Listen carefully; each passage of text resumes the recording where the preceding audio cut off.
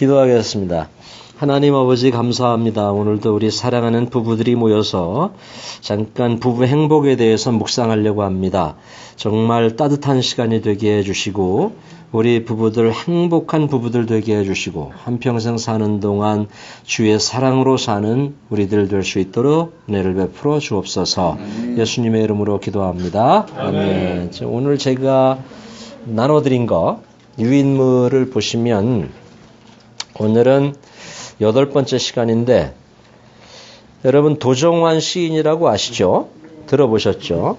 이 도종환 시인이 쓴 접시꽃 당신을 우리 같이 한번 낭송하면서 시작을 하겠습니다. 이 접시꽃 당신은 이게 어떻게 쓰여지게 됐냐면 아마 암으로 그 아내가 세상을 떠났나 봐요.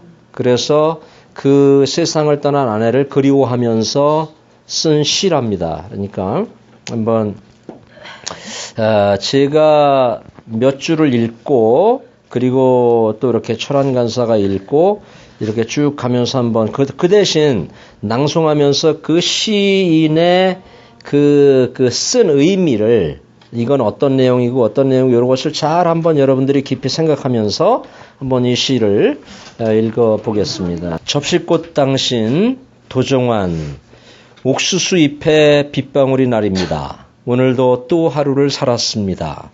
낙엽이 지고 찬바람이 부는 때까지 우리에게 남아있는 날들은 참으로 짧습니다. 아침이면 머리맡에 흔적 없이 빠진 머리칼이 쌓이듯 생명은 당신의 몸을 우수수 빠져나가게 합니다. 씨앗들도 열매로 크기엔 아직 많은 날을 기다려야 하고 당신과 내가 갈아엎어야 할 저 많은 묵정 같은 그대로 남았는데 논두렁을 덮는 망촉대와 잡풀가에 넋을 놓고 한참을 앉았다 일어섭니다. 마음을 놓고 큰 약 한번 써보기를 주저하며 남루한 삼림의 한 구석을 같이 꾸려오는 동안 당신은 벨레 한 마리 함부로 죽이질 못하고 약한 얼굴 한번 짓지 않으며 살려 했습니다. 그러나 당신과 내가 함께 받아들여야 할 남은 하루하루의 하늘은 끝없이 밀려오는 가득한 먹장구름입니다. 처음엔 접시꽃 같은 당신을 생각하며 무너지는 담벼락을 껴안은 듯 주체할 수 없는 신열로 떨려왔습니다.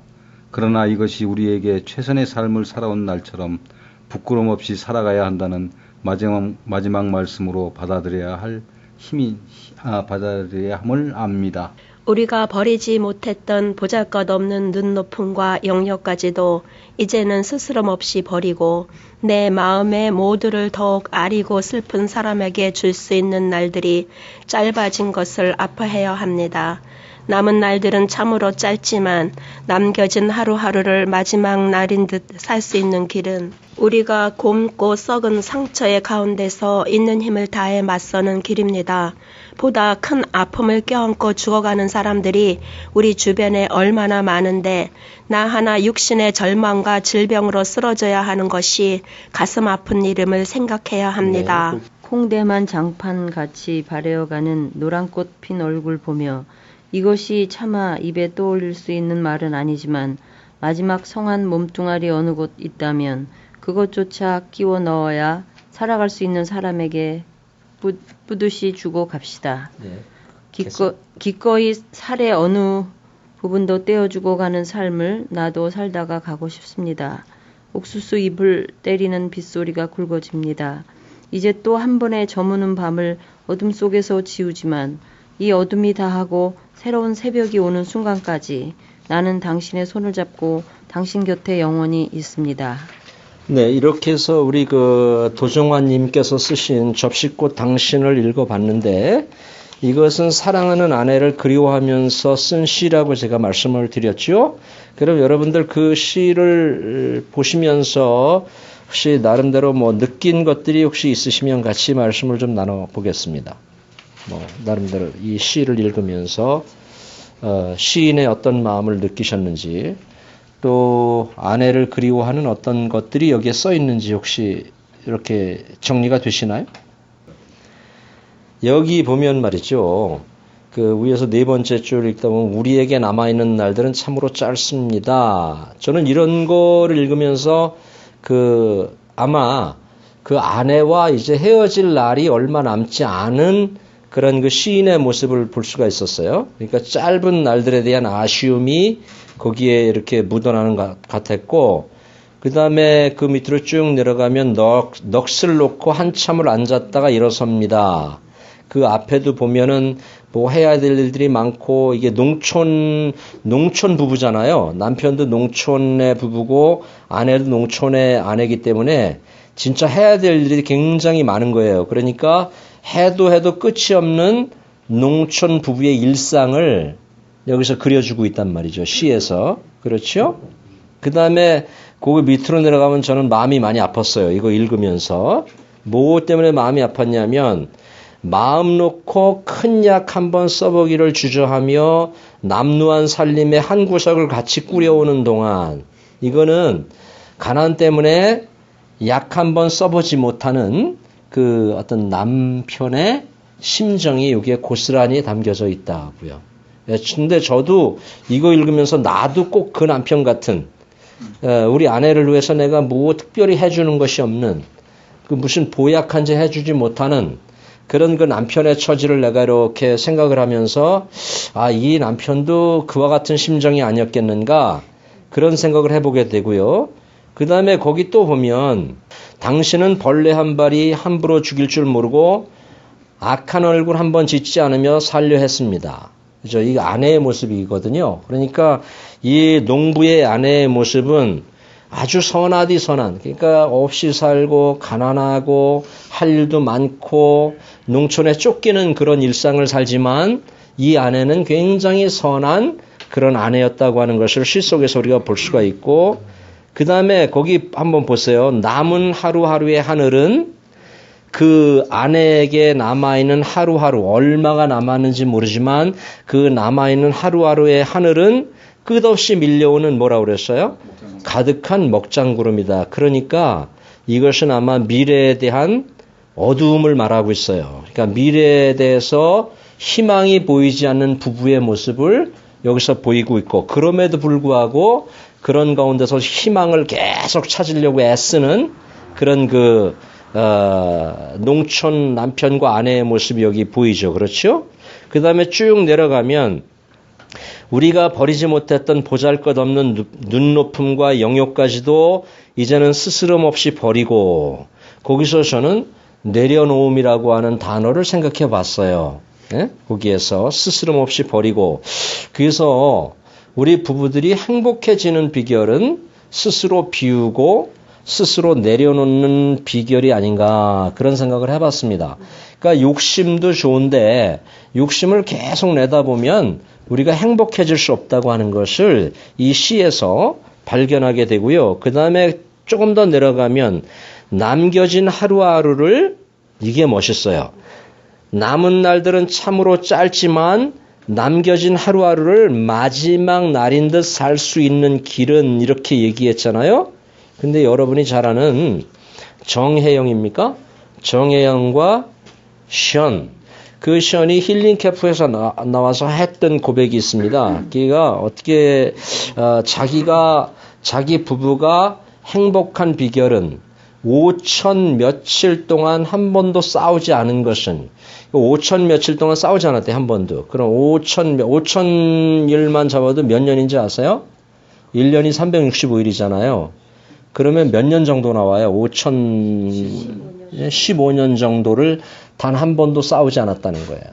이게 사람들에게 물어, 왜 싸우냐고, 싸울 이유가 뭐가 있냐고 그들은 도리어 질문을 해요. 신기하죠? 저도 많이 싸웠습니다. 목사인데도 싸웠습니다.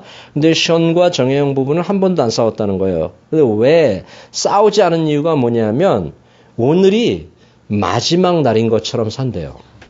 오늘이 마지막 날인 것처럼. 그러니까 싸울 이유가 없다는 거죠. 그래서 단 한 번도 싸우지 않았다고 그들은 이야기를 하고 있고요. 거기 시에 쭉 밑으로 가면, 거기서 마음에 많이 와서 닿는데, 가슴 아픈 일임을 생각해야 합니다. 그래 놓고 콩때만 장판같이, 콩으로 땜을 했다는 얘기입니까? 이거는 잘 이해가. 그걸 콩땜했다 그래요? 오케이. 장판같이 발해어가는 노란 꽃 핀 얼굴을 보며 마음이 많이 아팠어요, 제가. 이게 무슨 얘기인지 알아요? 아내가 병자잖아요. 그러니까 이 남편은 아내의 얼굴을 그렇게 지금 표현하고 있는 것이에요. 마치 장판처럼 노랗게 변해가는 그런 얼굴을 그렇게 아름답게 표현하고 있다. 그리고 아까 집사님 얘기하신 뭐 도네이션이라고 했는데 마지막 성한 몸뚱아리 어느 곳이 있다면 그것조차 끼워 넣어야 살아갈 수 있는 사람에게 뿌듯이 주고 갑시다. 저는 여기서요 도네이션이라고 하는 단어보다도 다 주고 떠나자고 하는 희생적인 사랑을 발견하게 됐어요. 그러니까 그런 마음으로 살면 행복하겠다. 그러니까 나에게 있는 거 다 주고 우리에게 있는 거 다 주고 그죠? 우리 행복하게 삽시다라고 하는 그런 마음으로 살면 인생이 참 행복하겠다. 그런 생각을 해봤어요. 자, 접시꽃이 어떤 꽃인지 아십니까? 접시꽃. 여기 제가 화면 넘겨드릴게요. 이게 접시꽃이래요. 이게 접시꽃이랍니다. 예쁘죠? 예쁘죠? 어떻게 보면 나팔꽃처럼 생기기도 했고 어떻게 보면 담장에 이렇게 있는 꽃 같아요. 이게 접시꽃인데 이 접시꽃은 아내에 대한 남편의 사랑을 철저히 상징하는 꽃이랍니다. 이게. 그러니까 아내를 향한 남편의 사랑을 말해주는 꽃이 접시꽃이다. 제가 그래서 여기에 이 접시꽃 당신을 쭉 같이 읽으면서 40대, 50대, 60대 되신 분들은 접시꽃 당신이라고 하는 시를 이해를 하겠지만 우리 영호 형제나 수연 집사나 철환이 같은 경우는 접시꽃 당신을 이해를 잘 못하겠다 그런 생각을 했어요. 그러니까 이 시에서 지금 주고자 하는 메시지를 이해를 하느냐 못하느냐. 수연 집사님 이해돼요? 이 시가 지금 주고자 하는 그 의미를 이해가 됩니까? 혹시 주의자매 이해됩니까? 이해 잘 안 되죠.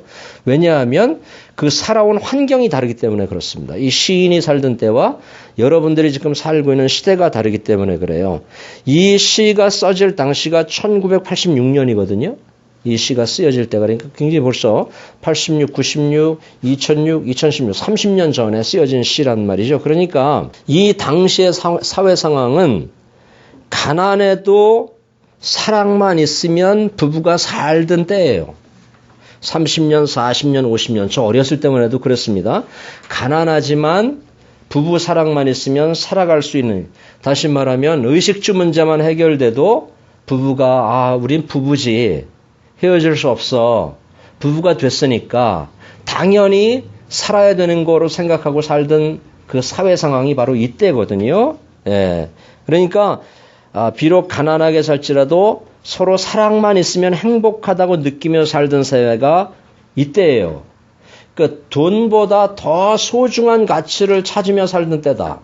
근데 지금은요, 여러분, 그때는 부부가 사랑이 없어도 자식 때문에 살던 때예요, 이때는.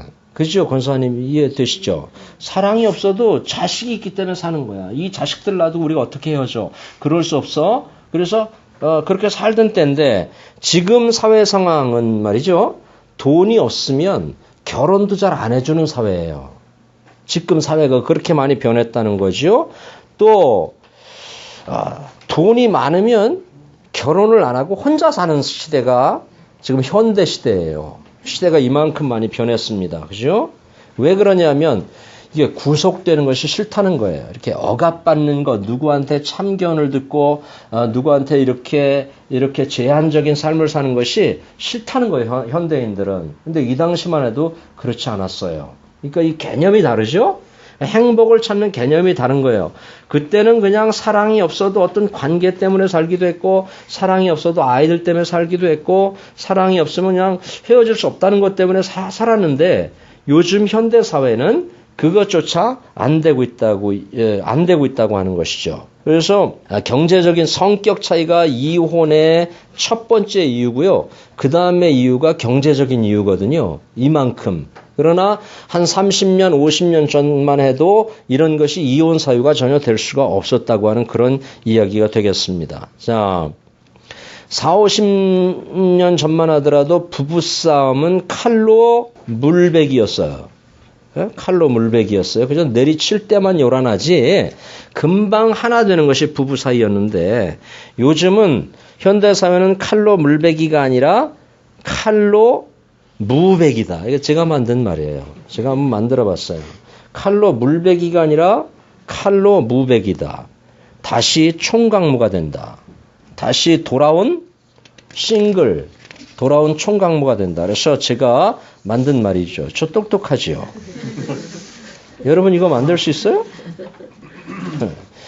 지금 속으로 비웃는 분도 있는 것 같은데 그러지 말아요. 40-50년 전만 해도 부모님들은 시집가는 그 딸한테 뭐라고 하는지 알아요? 뭐라고 했을까요? 시집가는 딸에게 40-50년 전에 그 집안 귀신들을 그렇죠. 돌아오지 마라. 예, 시집가면 그 집 귀신이 되라. 이렇게 가르쳤어요. 주의자매 이제 시집 저 집으로 가잖아요. 저 집에 귀신이 돼야 돼요. 시현 집사님은 이제 황 권사님 댁에 귀신이 돼야 되는 거야. 그래서 이 말은 돌아오라는 얘기예요, 돌아오지 말라는 얘기예요. 돌아오지 말라는 얘기죠. 그렇죠. 출가 외인. 지금 제가 하려는 걸 그냥 하셨는데요. 그 결혼 딱 하면 시집 가면 출가 외인이라 그랬어요. 출가 외인. 이만큼 달라요. 그죠? 옛날에 40-50년 전은 그렇게 가르쳤다고요. 근데 지금 어떻게 가르치는지 알아요? 부모들이? 현대 사회는? 돌아오라고 그러겠죠. 아니 뭐 그 정도까지는 아니더라도 그 정도까지 노골적으로 안 하더라도 부모들이 제가 설교하면서 이용했지만 그 가면 딸한테 초장에 잡아라. 초장에 잡아라. 그리고 기죽지 말아라. 네가 어떤 딸인데. 네, 금이야 오기야 애주중지 키운 딸인데 초장에 남편을 잡고 가서 기죽지 말아라. 이거 전부요. 이혼을 부추기는 그런 말들이잖아요. 그죠? 수 틀리면 오라는 거 아니에요. 그죠? 옛날 우리 부모들은 그 집에 귀신이 되라, 출가 외인이다, 돌아오지 말아라. 그러니까 어떠가서라도 그 집에 사는 거예요. 그냥 속 끓이는 거, 그 시어머니와 갈등 왜 없겠습니까? 그 대가족이거든요. 그 당시만 해도. 지금이야 여러분들끼리 이렇게 살지만 그때만 해도 대가족이 한 집에 모여 사는데 그 음식 다 해야 되고 빨래, 뭐 세탁기가 있어요. 그 당시 없잖아요. 다 손으로 막 개울가에 가서 막 빨아대고 이거 다 해야 되고 시중 다 들어있는 얼마나 힘들어요. 그런데도 그 집에 그냥 귀신이 되라. 돌아오지 말아라. 그래서 그 당시는 그냥 그것이 행복이려니 하고 살았습니다. 물론 이게 다 좋다는 건 아니고 제가 볼 땐 좋은 점도 있고 나쁜 점도 있지만 우리 현대 부부들이 조금 배워야 될 점도 있다라고 저는 생각해요. 그러니까 우리는 이게 온실 속에서 자란 화초는 밖에 딱 나오면 비바람 맞으면 금방 죽잖아요. 그렇죠? 우리가 아이들을 지금 그렇게 키우고 있어요. 얘네들이 결혼해서 과연 얘네들이 이게 저 비바람 그 몰아치는 저 바위 틈에서 얘네들이 과연 생존할 수 있을까? 거의 생존 못하도록 가르치고 있거든요. 예? 거의 자기 극단적 개인주의. 그렇죠. 자기만 아는. 자기 싫으면 그만이고 자기 싫으면 때려치고 자기 싫으면 떠나고 자기 싫으면 헤어지고 이 극단적 이기주의 속에서 우리가 살다 보니까 그 부부 행복이 자꾸 깨진다고 하는 것입니다. 그래서 여러분 부부가 행복할 수 있는 비결은 뭐냐? 돈도 아니에요. 한번 따라해 봅시다. 부부가 행복할 수 있는 비결은 돈도 아니고 초장에 잡는 것도 아니고 환경을 초월한 사랑입니다. 아멘? 우리 영호 형제하고 주의자매가 이렇게 살았으면 좋겠어요.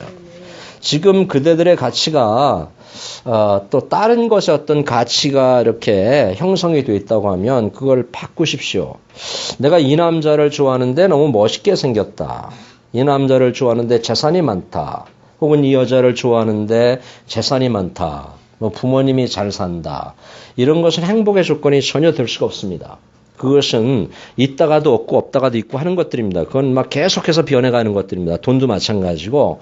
그래서 이 남자를 내가 초장에 잡아야 되고 이 여자를 내 여자를 완전히 내 손아귀에 집어넣어야 되고 이것은 행복해질 수가 없습니다.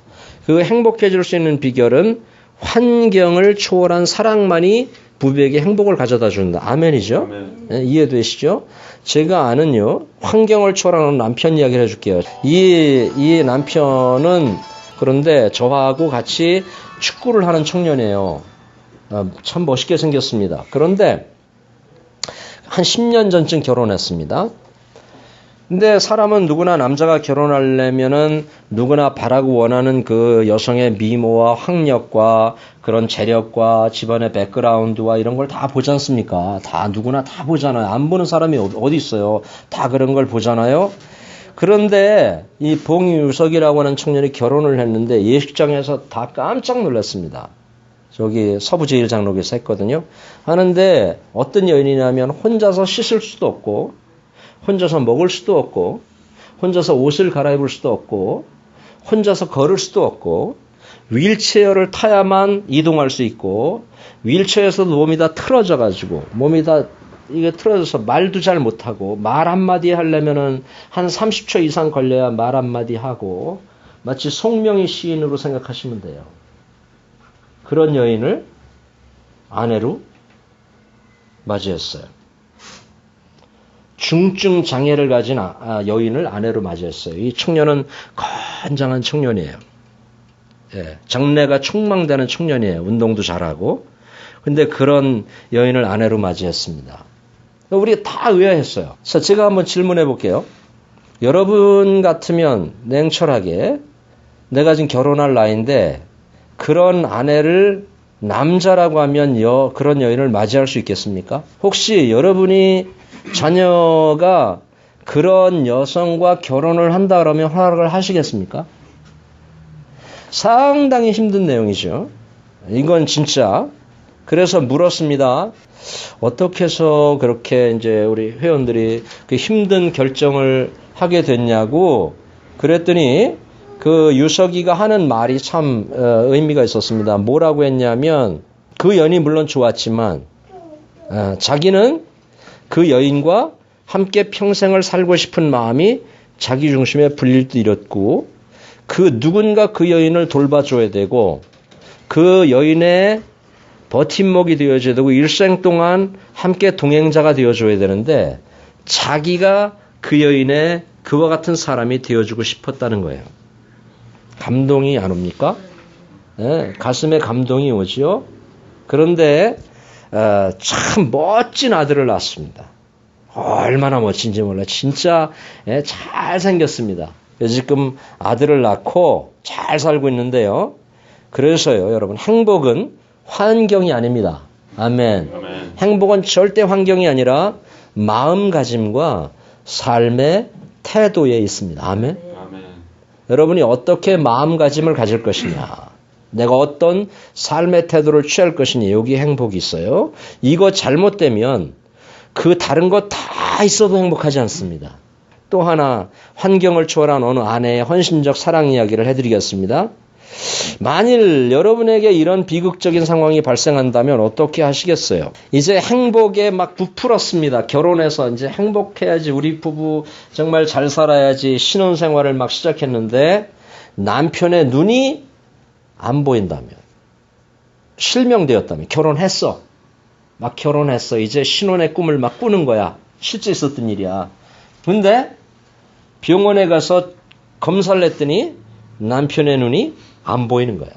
실제 이야기야. 1990년대 인기 그룹이었던 틴틴5라고 있습니다. 들어봤을 거예요. 거기에 그 멤버 중에 하나 이동우 씨의 이야기예요.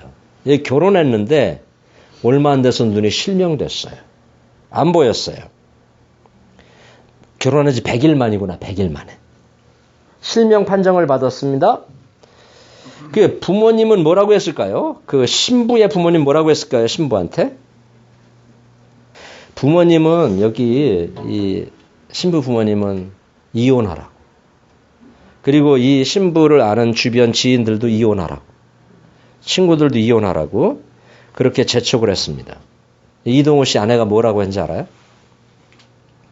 뭐라고 했냐면 이혼이라고 하는 자체가 나한테는 사치스러운 것입니다. 그랬어요. 야, 멋있는 여자예요. 그리고 또 뭐라고 했냐면 자신이 잃을 것들보다 더 많은 것을 잃게 될 남편을 생각할 수밖에 없어요 라고 얘기를 했어요. 야, 멋있는 여자입니다. 그죠? 멋있죠? 이런 부부가 될 수 있기를 주님의 이름으로 축원합니다. 어떤 환경일지라도 내가 살다가 병에 걸릴 수도 있고 실직을 당할 수도 있고 어려운 일을 당할 수도 있고 너더너엘 호손처럼 어느 날 갑자기 회사에서 실직당해서 터벅터벅 들어올 때 아내가 어떻게 할 것이냐 또 남편이 어떻게 할 것이냐 그런 그 시츄에이션 가운데서 어떻게 하느냐에 따라서 행복을 찾을 수도 있고 불행한 부부로 전락될 수도 있고 여러분들은 행복한 부부가 되었으면 좋겠어요. 하나만 더 말씀드리겠습니다. 34년을 맹인과 함께 살아온 석은옥이라고 하는 여인의 이야기예요. 몇 년? 34년. 맹인 강영우 씨, 백악관 장애인 보좌관 지냈던 강영우 씨를 위해서 34년 동안 헌신적 삶을 살았던 여인, 눈물과 고통의 세월을 살았던 여인, 그러나 그의 자서전에서 나는 불행하지 않았다라고 적고 있습니다. 멋있는 분이요. 마더 테레사가 이런 말을 했습니다. 진정한 사랑은 판단하지 않는다. 주기만 할 뿐이다. 아멘? 진정한 사랑은 어떻게 한다고? 판단하지 않는다. 이 말을 바꾸면 계산하지 않는다. 오직 주기만 할 뿐이다. 잠언 한번 찾아보세요. 마지막 잠언 15장 16절로 17절 한번 찾아서 같이 읽어보겠습니다.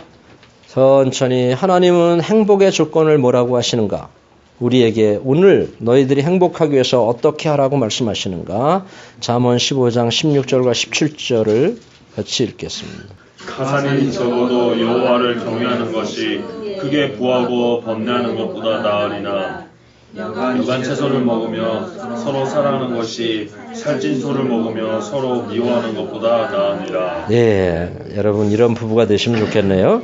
진정한 행복은 물질적 가치에서 나오는 것이 아니라 하나님을 믿는 믿음에서 오는 것이고 사랑하는 마음에서 나오는 것이라는 이야기 꼭 기억하시기 바랍니다. 이제 그 뒤에 제가 좋은 편지를 한 3편 가져왔는데 굉장히 감동적이니까 우리 한번 또 읽으면서 먼저 아까 선교사님 안 읽으셨는데 거기 아내에게 쓰는 편지 있죠.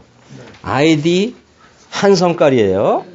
이 남자가 한성깔이라고 하는 그 아이디를 가진 남자인데 아내에게 쓴 그 편지 실제 인터넷에 올라와 있는 거니까 한번 우리 선교사님이 멋있는 음성으로 한번 읽어주겠습니다. 내 인생의 가장 큰 축복은 내가 당신과 부부라는 이름으로 사는 일입니다. 내 인생의 가장 큰 위로와 감사는 당신이 내 곁에 아내라는 이름으로 버팀목이 되어 늘 함께함입니다. 사랑이라는 말로 당신을 향한 내 마음을 다 쏟아내기에는 너무도 작고 아쉬운 마음입니다. 더 좋은 감동을 줄 수 있을 만큼 그런 말이 생각나면 언제든 그 귀한 말을 다시 쓰겠습니다. 내가 세상을 향하여 당당히 나갈 수 있음도 내 곁에 당신이 있음이며 내가 감사하는 마음으로 세상을 사는 간절한 이유입니다. 내가 당신을 보내주신 분에게 감사와 존경을 보내드립니다. 내 인생의 작은 흔적이며 열매이기도 한 세상의 그 어떤 것에 비할 수 없는 내 자식들은 내 땀과 눈물의 열매이고 내 가슴속의 뜨거운 심장입니다. 내가 가진 이 모든 것들이 내게 가슴 벅찬 감사할 이유입니다. 오늘이 내게는 감사한 날들입니다. 당신을 사랑하며 축복합니다. 내 삶의 흔적이요 열매들인 내 심장들은 사랑하며 축복합니다. 야, 박수 한번 쳐줘요, 이 남자한테. 난 이게 참 어떻게 이렇게 편지를 쓸 수 있을까요? 그죠? 멋있죠? 우리 남편들, 이런 남편들 한번 대봅시다, 이거. 진짜 멋있다. 그리고 여기 더 감동스러운 말들로 표현할 수 있다면 언제든지 다시 쓰겠습니다.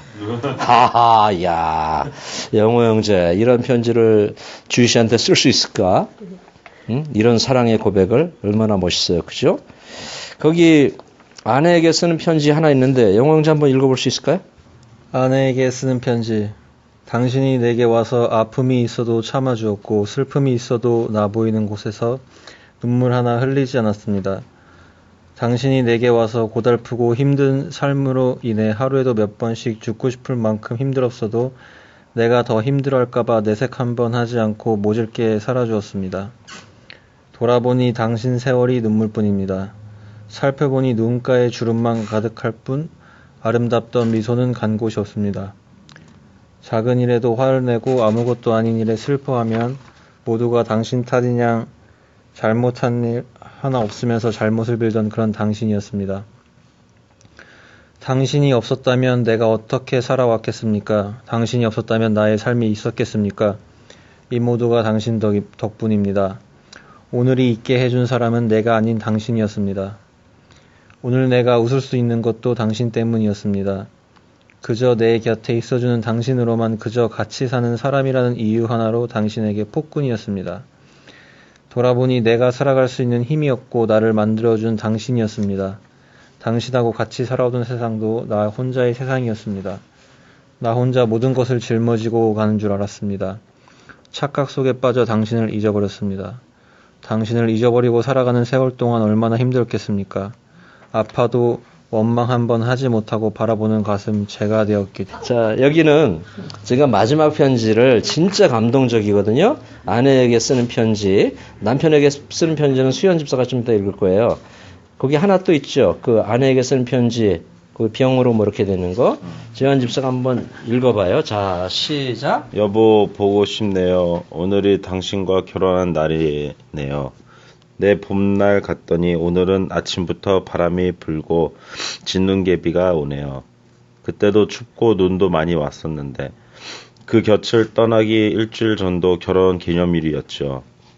갑자기 많은 양의 하혈을 보고 이제 내 곁을 떠나려는가 짐작은 했었지만 정말 그렇게 아무 말 없이 떠나리라고는 생각 못했었죠. 1년 동안 앉아서 지내던 당신이 여보 눕고 싶어 하는 말이 너무 반가워 눕혀주었는데 그것이 내게 해준 마지막 말이었어요. 잘 있으라는 말도 아니고 간다는 말도 아니고 결혼한 날도 춥고 눈이 왔었는데 떠나던 날도 춥고 눈이 많이 왔었죠. 미안했어요. 젊어서 혼자 두고 배를 타러 다녀서. 미안했어요. 아프게 하고 고생시켜서. 그래도 나중에 나의 사랑을 마음을 알아주어서 고마웠어요. 이제는 잊고 홀로 서야 한다 하면서도 힘드네요. 보고 싶네요. 이 편지를 어디로 보내야 당신이 볼까? 썼다가 지웠다가를 반복하다가 그냥 이렇게 써보네요. 아마 그곳에서 볼 것이라고 믿어보면서. 그곳에서는 아프지 않지요? 나 보고 싶지 않아요? 난 많이 보고 싶은데. 여보, 다시는 아프지 말고 건강하게 기다려주어요. 당신 만나러 갈 때까지 사랑했습니다. 더 사랑합니다. 저는 사실은 이게 남이 써놓은 편지지만 제가 이거 읽다가 울었습니다. 저는. 이거 왜 그러냐면 이 남자가 병으로 세상을 떠난 자기 아내를 너무너무 그리워하다가 그 마음을 어떻게 표현할 수가 없으니까 편지를 썼는데 나중에 나오잖아요. 여보 이걸 어디로 보낼까다 썼다 지웠다를 반복하다가 그냥 이렇게 써봅니다 하면서 여러분 이 참 우리 세상 살면서 이런 부부처럼 따뜻하고 사랑스러운 그런 부부가 됐으면 좋겠어요. 마지막 편지, 남편에게 쓰는 편지, 아이디 삼순이입니다. 삼순이. 수현 집사님이 삼순이가 되어서, 못 읽어? 못 읽겠어? 울어서? 그런 마음으로 살라는 거야. 남편에게 쓰는 편지, 아이디 삼순이. 여보, 항상 위험한 차 사이로 오토바이 몰면서 우리 식구들을 암굶기려고 고생하는 걸 보니 가슴 한켠이 아련합니다. 나이 어리고 철없는 나 같은 여자랑 같이 살아줘서 고마워요. 난 당신께 해준 거라고는 밥밖에 해준 게 없는데 그마저도 내가 직장에서 늦게 오면 고스란히 당신이 해주는 걸 당신도 힘들 텐데 항상 고마워요. 어제도 밥한다고 낮잠 자는 동안 내 얼굴에 빛 들어온다고 손바닥으로 가려주고 저녁밥까지 다 해주는 당신 같은 남편을 다음 생에라도 만날 수 있을까요? 힘들 일도 많고 싸울 일도 많지만 우리 예상하고 선택한 거니까 후회는 없어요. 서로 욕하지 않고 손찌검하지 않고 싸우더라도 각방은 절대 안 된다는 약속 지키면서 살아요. 날마다 보고 있어도 보고 싶습니다. 사랑해요, 내 남자. 나는 사실 이거 편지 여러 개 있는 중에 선택하면서 수연 집사님을 생각했어요. 이 편지를 읽으면서 이상하게 수연 집사님 생각났어요. 그래서 아마 수연 집사님도 지환이를 보고 사랑해요 내 남자 뭐 이렇게 표현하지 않을까, 그런 애틋한 사랑이 있지 않을까 싶어서 수연 집사님을 생각했는데 이렇게 아름다운 부부가 될 수 있기를 바랍니다. 우리 한번 오늘은 옆에 앉아있는 남편분들만 아내를 향하여 당신을 사랑합니다 고백해 주시기 바랍니다. 당신을 사랑합니다. 당신을 사랑합니다. 당신을 사랑합니다. 자, 기도하겠습니다.